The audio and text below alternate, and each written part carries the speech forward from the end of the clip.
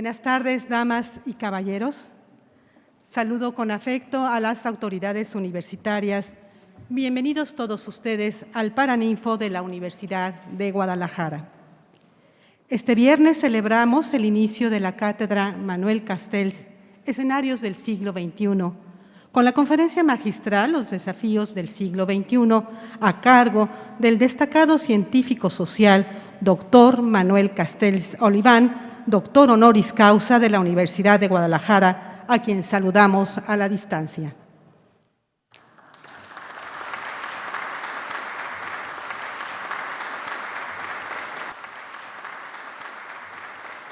Saludamos al doctor Ricardo Villanueva Lomelí, rector general de la Universidad de Guadalajara.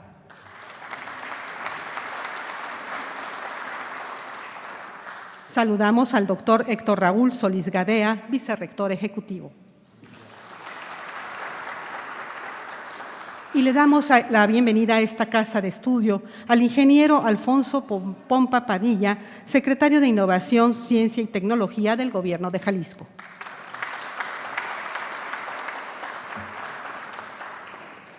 Cedo el uso de la voz al doctor Ricardo Villanueva Lomelí para dar el mensaje y declaratoria inaugural.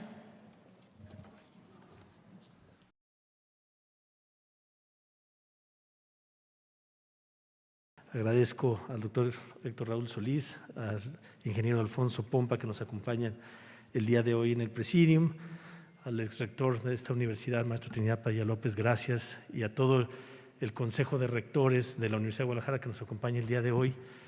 Hace más de 14 meses que no nos reencontrábamos todos en este Paraninfo, entonces me da muchísimo gusto tener este primer evento de esta nueva normalidad, un evento híbrido en donde nos reencontramos desde hace año y 2 meses que no nos veíamos, pero también podemos estar a la distancia y a través del Canal 44 también transmitiendo esta cátedra.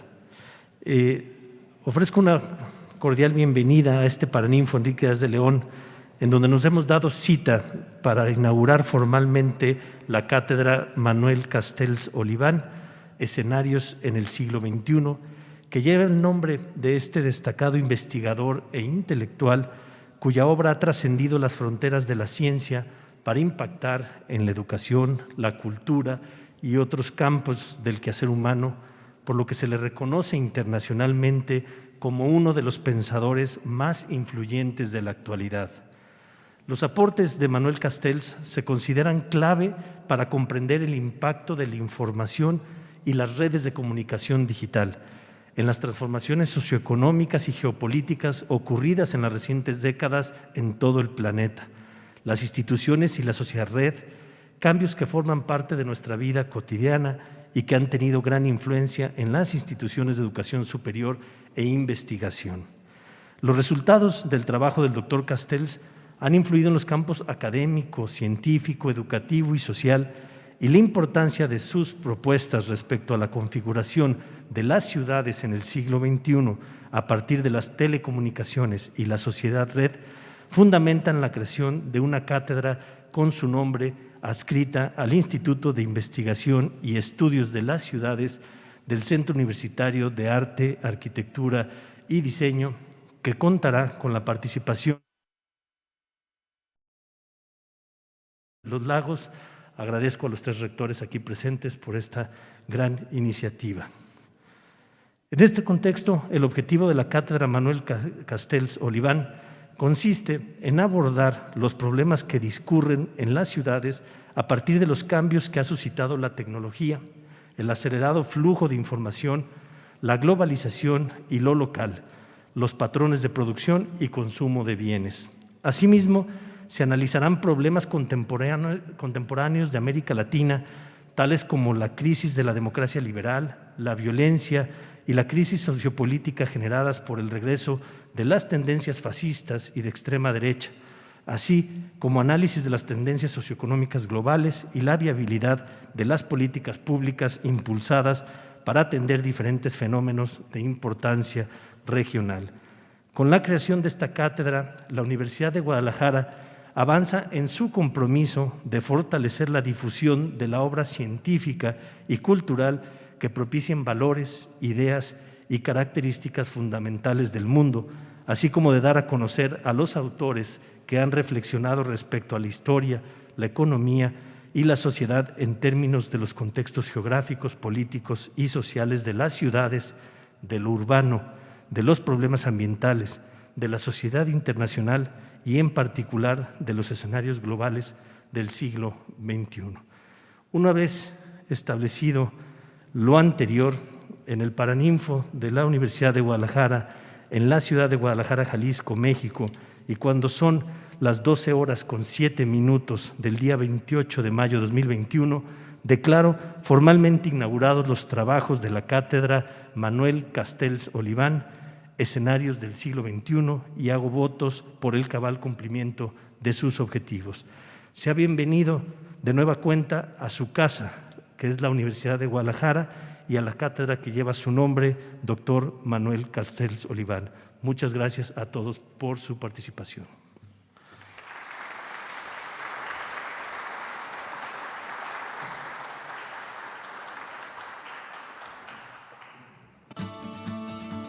Damos paso hoy a la creación de la Cátedra Manuel Castells. En reconocimiento al destacado científico social, intelectual y profesor universitario, el doctor Manuel Castells Oliván, pensada y dedicada para abordar los escenarios del siglo XXI. Llevará a cabo actividades destinadas a motivar la investigación, generación y difusión de conocimiento sobre la compleja realidad social, política y cultural en el siglo XXI, en colaboración con instituciones públicas y privadas, con organismos sociales y culturales. También tiene como propósito estimular el debate de las ideas que se encuentran en construcción en la encrucijada en que se encuentra América Latina. Manuel Castells, reconocido sociólogo español, doctor honoris causa por más de 20 universidades, incluida nuestra Universidad de Guadalajara, ha recibido reconocimientos y premios por organizaciones internacionales como la ONU y la OEA. Profesor con una amplia actividad científica que se encuentra contenida en decenas de libros, artículos, conferencias y cátedras magistrales, además de sus contribuciones a la formación de investigadores e intelectuales en todo el mundo. Sus aportaciones nos han permitido repensar de manera crítica y sistemática la sociedad, el poder, la comunicación y el cambio social. Su compromiso con las libertades, la autonomía y responsabilidad de la ciudadanía, así como el fenómeno de la comunicación como un recurso ante el poder autoritario, se han convertido en un referente clave en el pensamiento social contemporáneo. Por lo anterior, en el marco institucional de la Universidad de Guadalajara, la cátedra se propone responder a la apremiante necesidad de contribuir en la construcción de un sistema social económico, político y cultural más equitativo y justo, que atienda las causas de las desigualdades, propósito que nos exige compromisos académicos y posturas críticas definidas que permitan conocer y actuar ante los problemas que aquejan a la mayor parte de la población del mundo. De esta forma, iniciemos las actividades de esta cátedra con la inspiración, la guía y el respaldo intelectual del profesor Manuel Castells.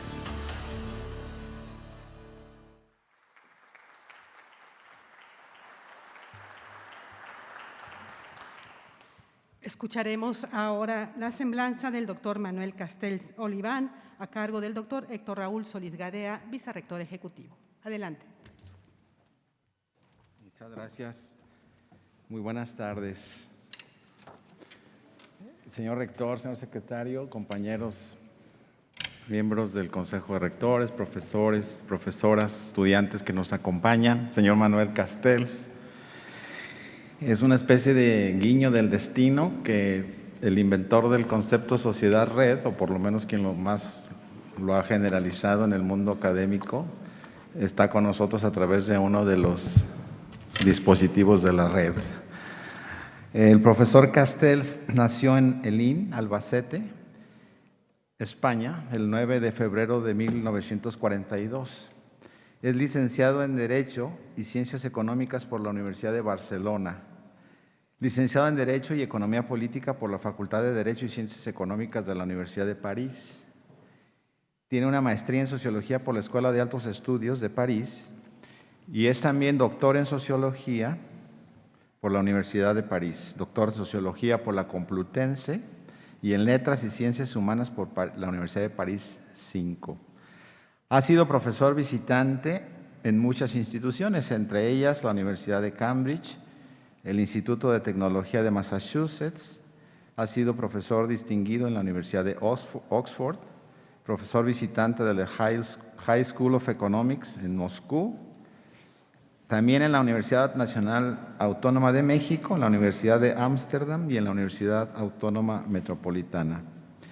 Ha sido investigador del Laboratorio de Sociología Industrial de la Escuela Práctica de Altos Estudios de París, profesor titular de Sociología y director del Seminario de Sociología Urbana en la misma Escuela de Altos Estudios.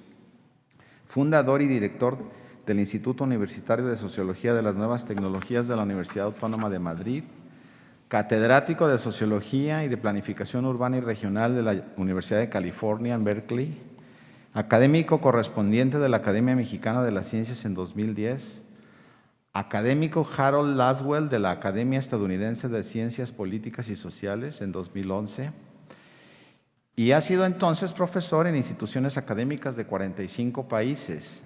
Es probablemente, o mejor dicho, es autor de una cifra alrededor de 23 libros, algunos de los cuales han sido traducidos a más de 20 idiomas. Y se ha desempeñado como profesional en distintos ámbitos, asesor del secretario general de Naciones Unidas sobre tecnologías de la información. En 2005 fue miembro fundador del Consejo Científico del Consejo de Investigación Europea. En 2008 miembro del Consejo de Gobierno del nuevo Instituto Europeo de Innovación y Tecnología.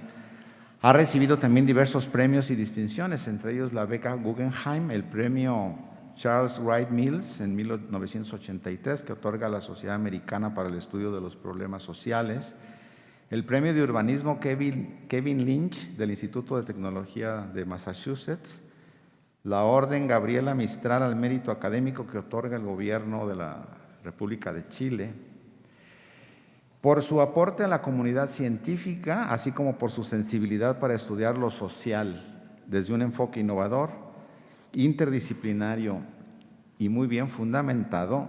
Ha recibido 20 distinciones como doctor honoris causa, entre ellas, como ya se mencionó, la Universidad de Guadalajara.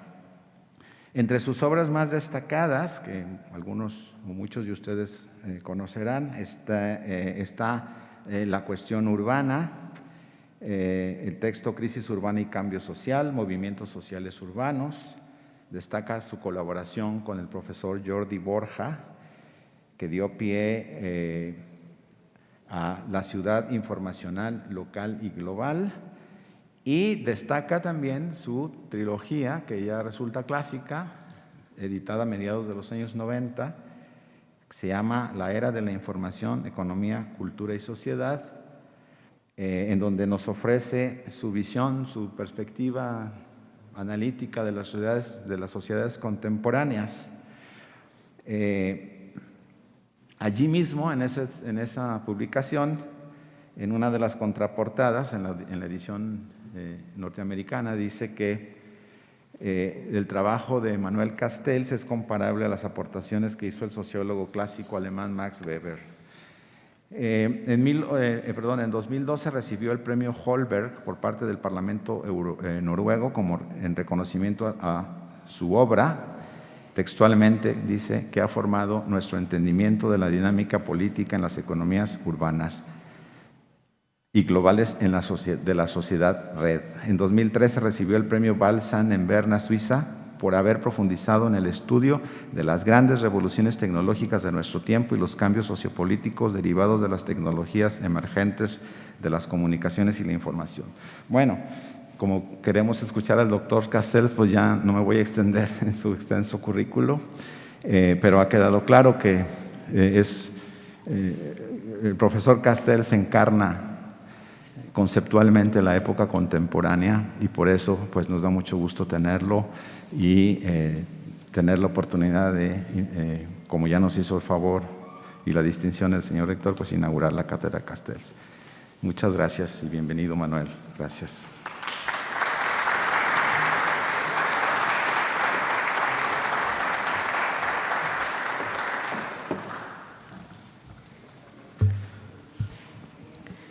Llegamos al momento estelar de la ceremonia.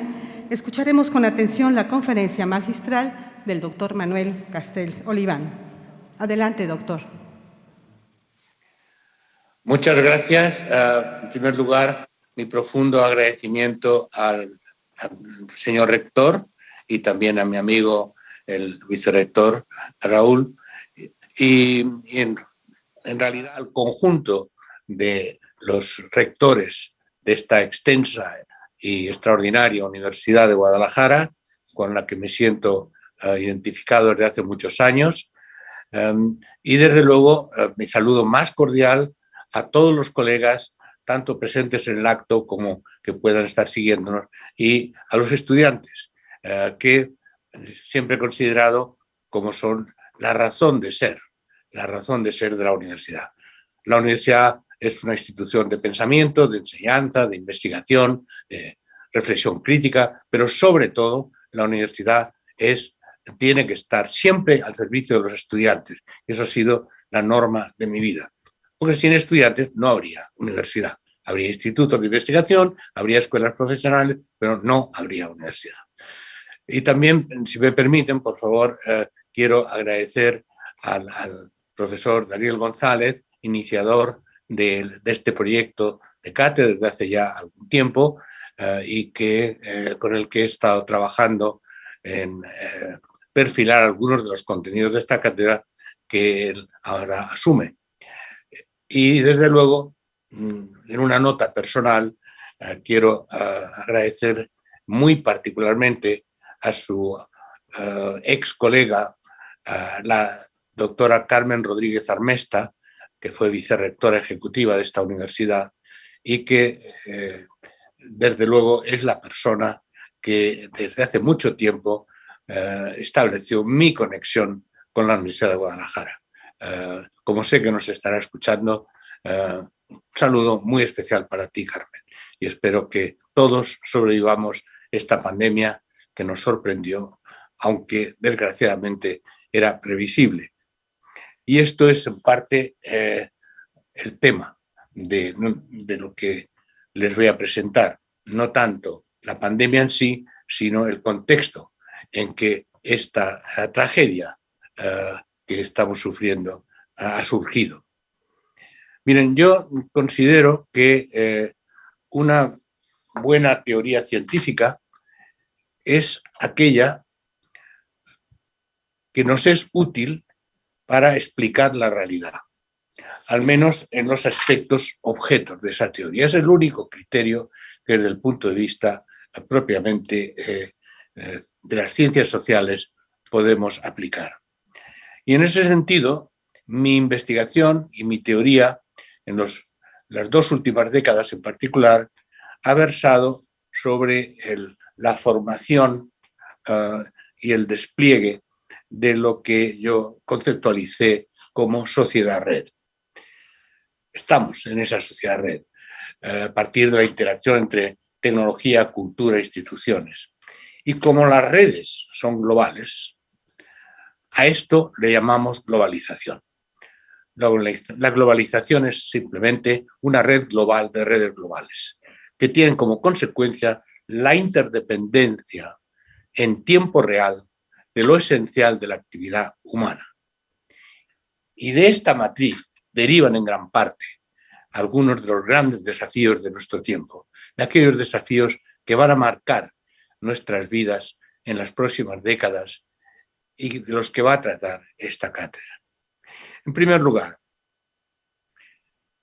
las redes globales están procesando una serie de amenazas directas a la supervivencia de nuestra especie.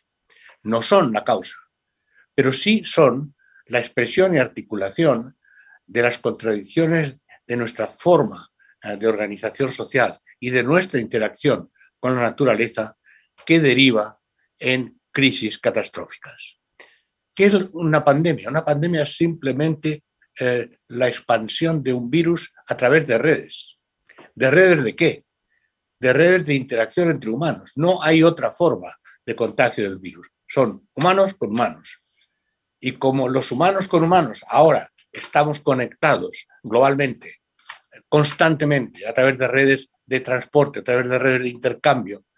En cada contagio que ocurre en un remoto lugar, aunque no sea muy remoto, pero era lejano para muchos, como la ciudad de Wuhan en China, se convierte por articulaciones sucesivas y contactos sucesivos de distintas redes y nodos, se convierte en una pandemia, en el sentido que desgraciadamente ahora todo el mundo conoce. Lo mismo diría sobre el proceso aún más catastrófico que estamos viviendo del cambio climático, que condiciona todo y que desarticula la vida tal y como la habíamos conocido. Son también redes de conexión entre fenómenos destructivos provocados por la acción humana en unos lugares del planeta más que en otros, pero que poco a poco se han ido interconectando y han creado una catástrofe colectiva de la que vamos teniendo algunas expresiones y algunas consecuencias, pero poco a poco se va ampliando la gama de efectos destructivos del cambio climático, sobre el que se hacen muchas bromas ignorantes, estúpidas y realmente indignantes por parte de algunos políticos, algunos pseudocientíficos, pero que realmente es una amenaza a la supervivencia de la especie humana. No al planeta, por cierto. El planeta estaría perfecto sin la especie humana, estaría mucho mejor. Lo que ocurre es que, de alguna manera, tenemos un interés nuestro en que no desaparecer de este planeta. Pero si seguimos haciendo lo que hacemos, no hay problema, desapareceremos. Y de hecho, hay una interacción reconocida científicamente entre las pandemias de todo tipo, porque ya habíamos tenido varias, esta es una mayor y puede haber otras mayores en gestación, entre las pandemias y el cambio climático con todas sus consecuencias, con la destrucción de las áreas naturales, la interpenetración de naturaleza y zonas habitadas, la migración de especies que no estaban en contacto con los humanos y ahora lo están, etc. Todo esto lo saben ustedes, estoy simplemente incidiendo en las formas de conexión entre la organización social en redes globales, en cuyo corazón hay siempre sistemas microelectrónicos y de comunicación digital, sea transporte o sea comunicación a distancia, y por otro lado la interacción entre todos esos procesos de forma que en su conjunto amplifican y profundizan las consecuencias negativas de las acciones de los humanos sobre el planeta y sobre nosotros mismos.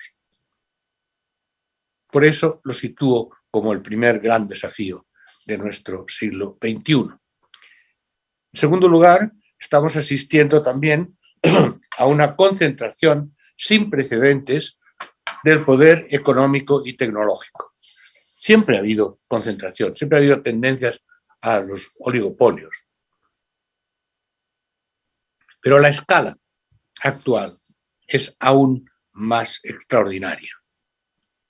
De hecho, la concentración es tal que se oscurecen las fuentes de poder y de esa concentración. Por ejemplo, sí, hay élites económicas globales muy poderosas, pero lo más importante, el poder económico, está en los mercados financieros globales, no controlados por nadie en concreto, sino por la lógica del mercado financiero, lógica que consiste en hacer dinero a través del dinero y para el dinero, sin ninguna relación a ningún tipo de trabajo productivo y basado en perturbaciones de información, basado en percepciones y basado en maniobras directamente especulativas en esos mercados. Y aquí está el centro del poder económico, en el cual hay élites, naturalmente esto no está ausente de humanos, pero lo más importante es que el sistema como tal, los mercados financieros globales condicionan todas las economías del planeta en interacción de red, porque ¿qué son los mercados financieros? Son redes financieras globales, locales, que se articulan en todo el planeta. De la misma forma, en este nuevo contexto globalizado, las grandes corporaciones multinacionales son las que concentran riqueza y las que no distribuyen o redistribuyen riqueza. Son aquellas que, por un lado, concentran la mayor riqueza y, por otro lado, pagan menos impuestos. Algunas pagan cero. Las grandes corporaciones como Google, como Microsoft, pero muchas otras, a través de paraísos fiscales, a través de ingeniería financiera, a través de una serie de maniobras cubiertas por gobiernos o sectores de la política, resulta que no pagan impuestos. Ustedes, nosotros, cada uno de nosotros tiene que pagar impuestos, lo hacemos y contribuimos con nuestro trabajo, a lo que ganemos poco o mucho, contribuimos. Pero las que tienen más dinero y más responsabilidad y más capacidad de influir sobre los demás y de emplearnos a los demás son los que menos contribuyen al bien colectivo en términos económicos. Más aún, las grandes empresas tecnológicas son las que concentran y controlan a través de redes sucesivas la capacidad de digitalización y comunicación del conjunto de la sociedad. Y lo gestionan por algoritmos ocultos que no son conocidos o controlados. La política de los algoritmos, la economía política de los algoritmos es uno de los grandes temas que tenemos que ir descifrando, porque frecuentemente esos algoritmos están sesgados y condicionados en términos culturales, en términos raciales y en términos de género, como una serie de investigadores científicos ya han establecido. De ahí se deriva en gran parte el tercer gran desafío de nuestro tiempo, un incremento exponencial de la desigualdad social,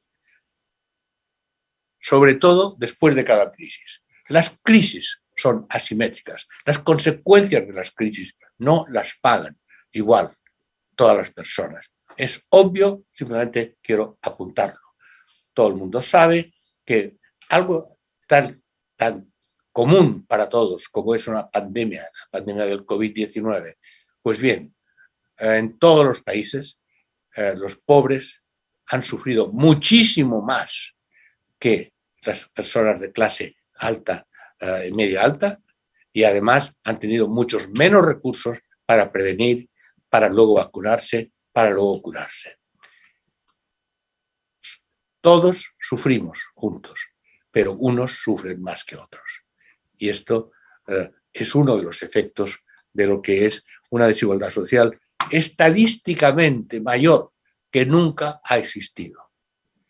Y no solo en términos de pobreza y de desigualdad, sino de exclusión social, de dejar de tener ningún valor para el sistema, ni como productor ni como consumidor.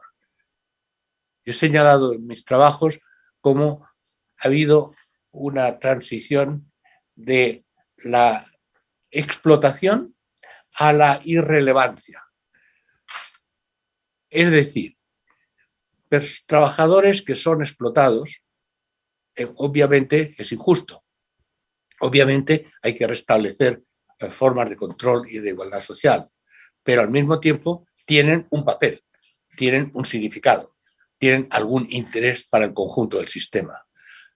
Aquellos grandes sectores de las poblaciones que son desconectados y solamente reconectados otra vez a través de mecanismos de tratamiento de la miseria, los sectores que no tienen valor, estos sectores son excluidos. Exclusión social es un término establecido en las organizaciones internacionales, con las que yo he trabajado desde hace muchos años en mis obras, y que simplemente quiere decir que pierdes todo valor y, por tanto, el sistema, si hay algo que podemos llamar el sistema, estaría mucho mejor porque no tiene nada que retener de estas personas o de estos territorios, porque también hay amplios territorios excluidos.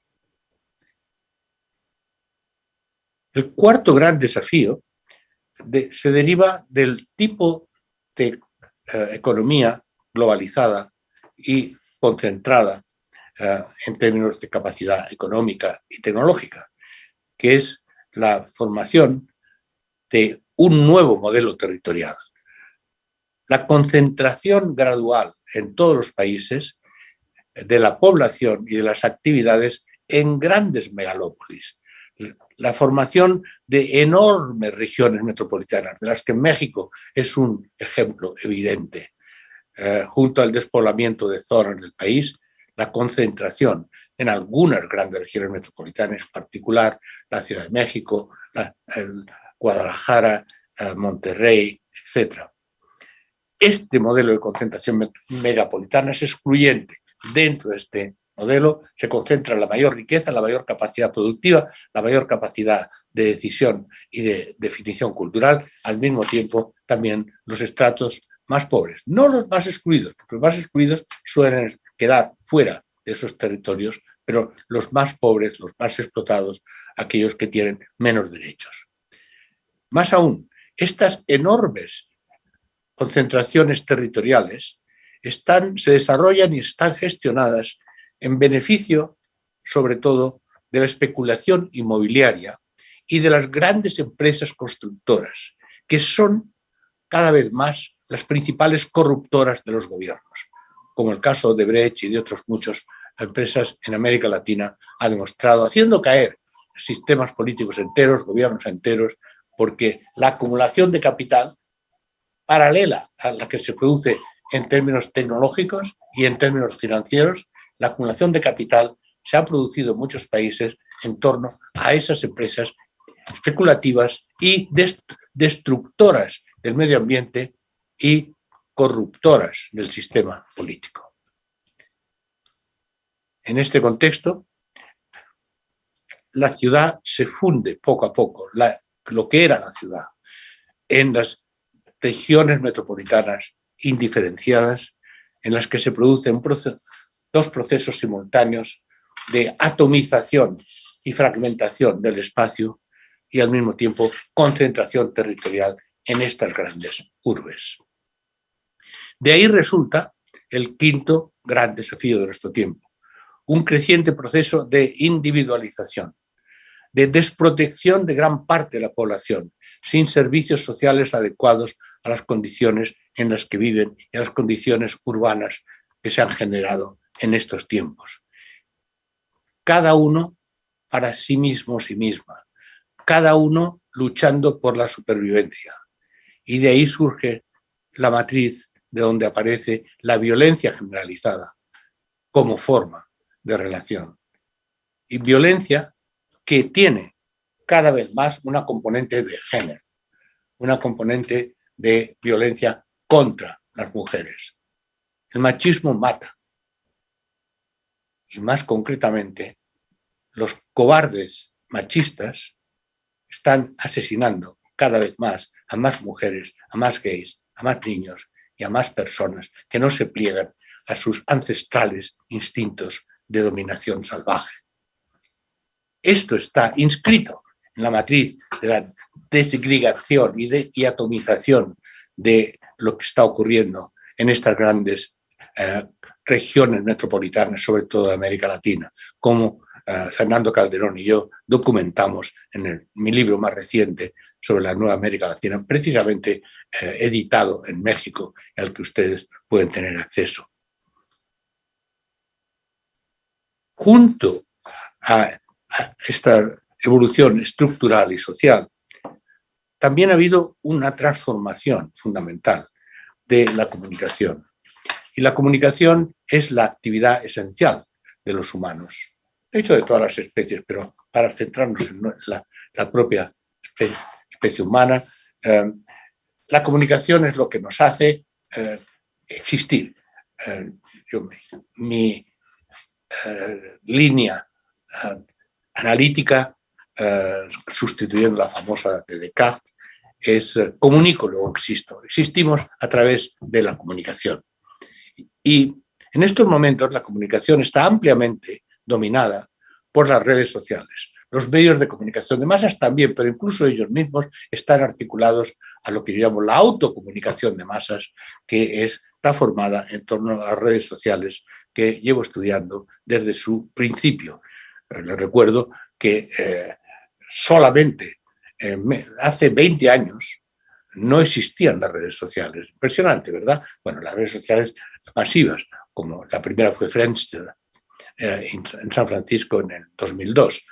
Todavía no hemos llegado a los 20 años de redes sociales y parece que sea y haya sido el centro de todo. Pues bien, en estas redes sociales hay contradicciones muy profundas, porque por un lado son, en principio, redes que facilitan la libre comunicación local y global, escogida como nosotros somos los emisores, nosotros somos los receptores, en cualquier momento podemos conectarnos al hipertexto de información y de comunicación que existe, en que está todo, y por consiguiente han, en cierto modo, desbordado el control histórico de la comunicación ejercido por los gobiernos y las grandes corporaciones.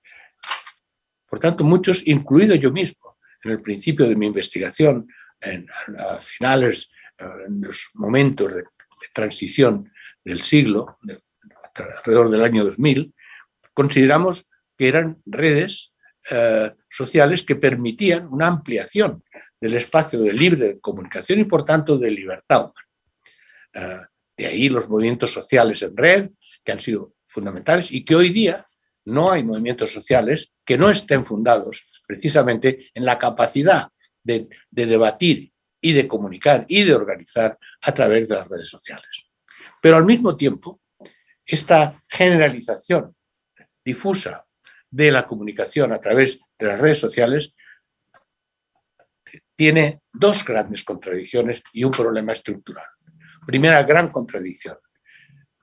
En la medida en que estamos todos o casi todos en las redes sociales, nos convertimos en datos que pueden ser procesados, acumulados y comercializados por las grandes empresas de comunicación digital. En Silicon Valley tenemos un dicho de que si no pagas, es que estás pagando con tus datos. Se ha formado lo que yo he denominado en algunos de mis trabajos como el capitalismo de los datos, en que la acumulación de datos es acumulación de información con múltiples objetivos, con múltiples utilidades y que es la fuente fundamental del beneficio de las grandes tecnológicas. Por ejemplo, el 91% de los ingresos de Google provienen de la acumulación y procesamiento de los datos. ¿De los datos de quién? De nuestros datos, porque somos los usuarios. Al mismo tiempo, necesitamos Google, obviamente, pero hay una situación de oligopolio tendiente hacia el monopolio, a medida en que Google ha ido absorbiendo otras empresas, y esto es lo que lleva a la capacidad de poder acumular, procesar sin control por nuestra parte, dichos datos. El control solo puede ser ejercido a través de la regulación de las autoridades públicas y generalmente no se hace o se hace mal o es insuficiente con respecto a la versatilidad de la capacidad de las grandes empresas tecnológicas de acumular datos, procesarlos y venderlos, comercializarlos de distintas formas. Por otro lado, al mismo tiempo que el espacio teóricamente de libertad de las redes sociales se convierte en espacio de acumulación del capitalismo, de un nuevo capitalismo, al mismo tiempo lo que parecía escapar al control de los gobiernos en términos de comunicación, de hecho, se convierte en el sistema de mayor vigilancia de Gran Hermano que ha existido en la historia. Porque al estar todo lo que hacemos, todo, absolutamente todo, registrado en las redes, basta con vigilar las redes para vigilarnos a todos, sin necesidad de las famosas interferencias telefónicas o abrirnos la correspondencia. Todo eso ya no se hace. Las grandes agencias de seguridad controlan todas nuestras vidas. Algunas veces legalmente, otras ilegalmente, generalmente ilegalmente. Porque como hay protección judicial, para ir más deprisa y no tener tantos problemas, se hace así en todo el mundo. Y además se intercambian las informaciones, lo que he llamado la constitución.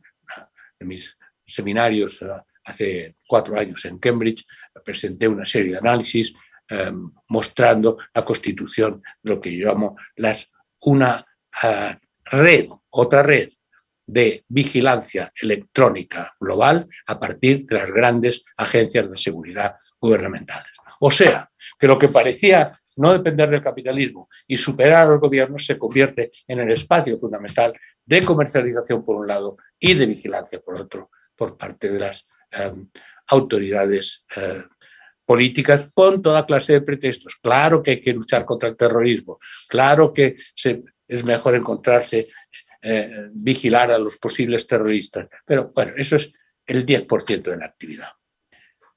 Pero hay algo más, lo que yo decía, algo más estructural.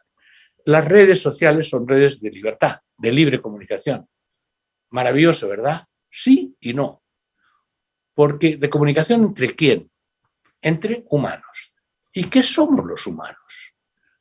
Pues a veces ángeles y a veces demonios.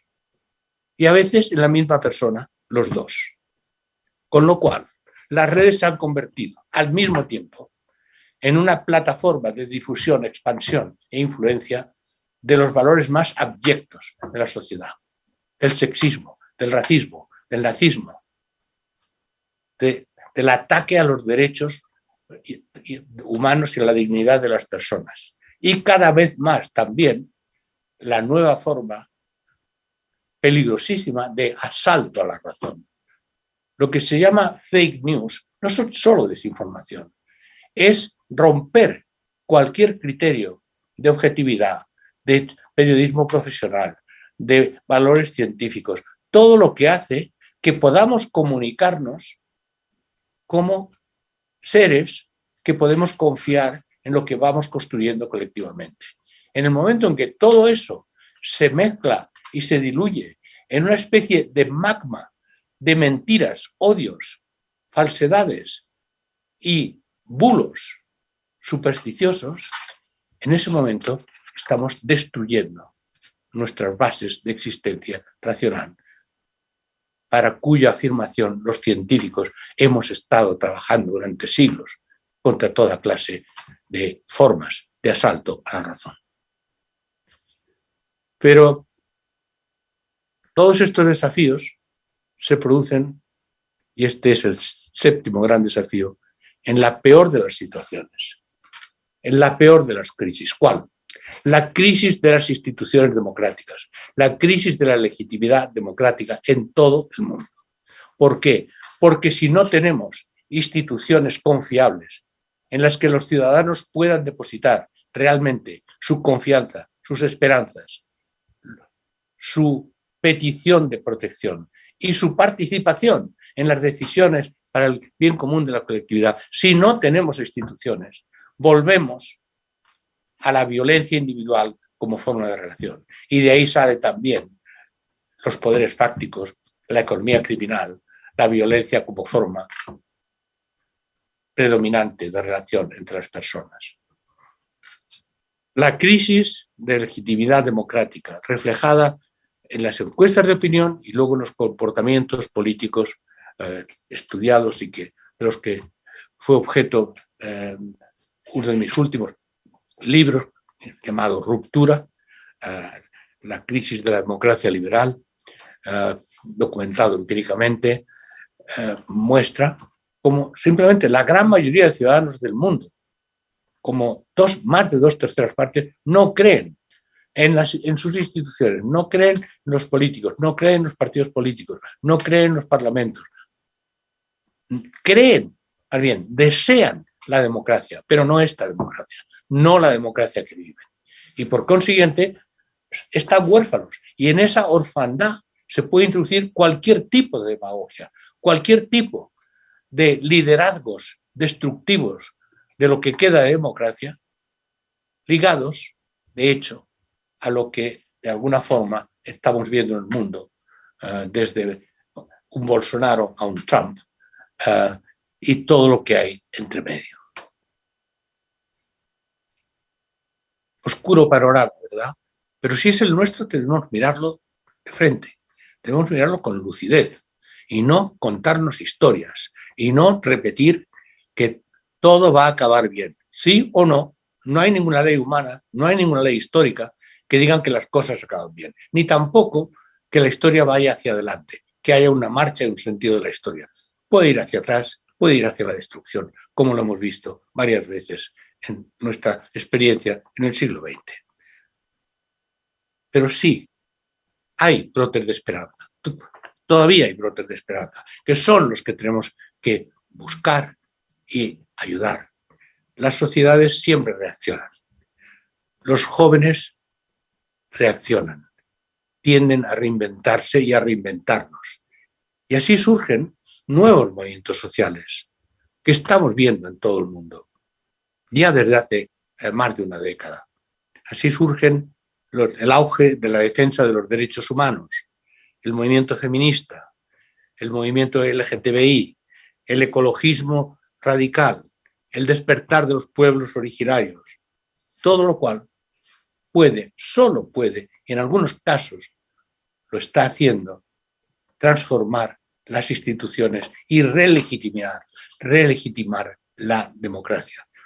Por ejemplo, simplemente porque está ocurriendo ahora el ejemplo actual de Chile, que país muy cercano para mí y en el que en octubre, noviembre de 2019 yo estaba en Santiago y Valparaíso observando, viviendo, compartiendo esos brotes espontáneos, populares, con márgenes de violencia y de narcos y de pandillas, pero que no era lo esencial. Lo esencial era una reclamación de que la democracia es posible, pero otra democracia que hay que refundarla, que hay que constituirla.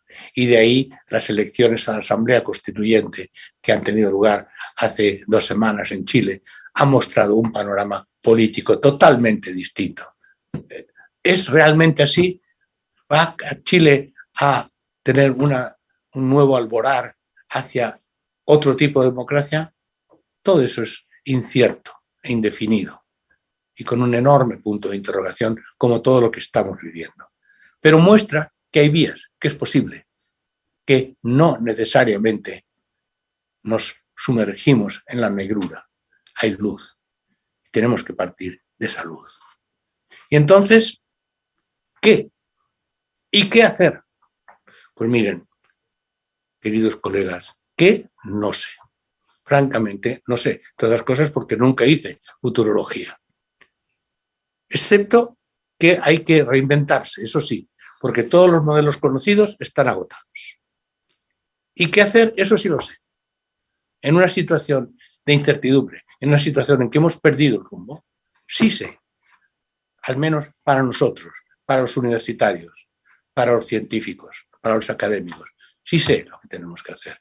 Tenemos que investigar, tenemos que pensar, tenemos que debatir en libertad, sin ideología, pero con compromiso social, para ir encontrando reflexivamente las nuevas sendas del cambio social.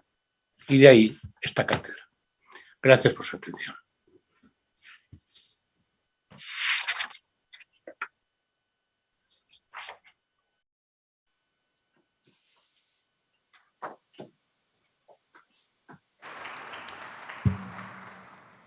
Ha sido un honor escuchar los conceptos del reconocido sociólogo español, doctor Manuel Castells, con lo que iniciaron ya entonces las actividades de la cátedra que lleva su nombre. Muchas gracias, doctor. Muchas gracias por los conceptos. Gracias a ustedes.